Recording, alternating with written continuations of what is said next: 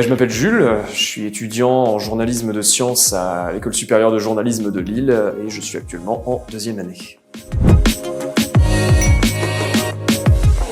Alors avant d'entrer à l'école, j'ai fait d'abord un DUT génie mécanique et productique à l'université de Nantes et j'ai enchaîné avec une 3e année à l'université de Toulouse en génie mécanique en aéronautique. Et puis c'était l'année où j'ai tenté les concours et donc je suis arrivé à l'école l'année suivante.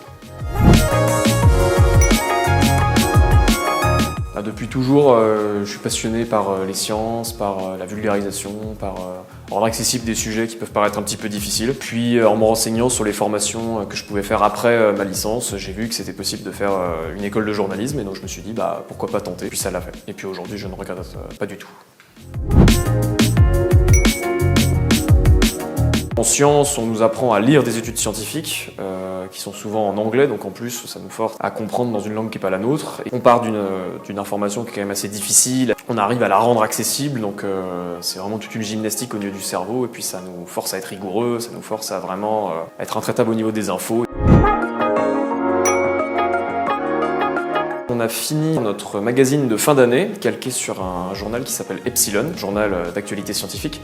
Actuellement, on est en train de faire des vidéos calquées sur le modèle du Huffington Post. Des vidéos qui sont publiées sur YouTube, Instagram.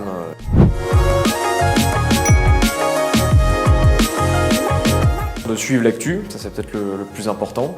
Un peu plus aussi l'actu scientifique. Un autre conseil qui marche assez bien, c'est de développer des projets personnels. Ça peut être de faire des vidéos si on aime bien ça peut être de tenir un site internet. Peu importe, tant qu'on fait quelque chose qu'on aime et qui peut prouver au jury lors de l'admission que ça nous intéresse, c'est plutôt bien. Ça prouve qu'on est intéressé, qu'on est motivé pour ça. Ne vous laissez pas abattre par l'année de préparation, c'est une année qui peut être un peu difficile, mais dites-vous qu'on est tous passés par là, c'est le lot de tous les étudiants et ça ne rendra votre admission que plus belle si à la fin vous arrivez au bout.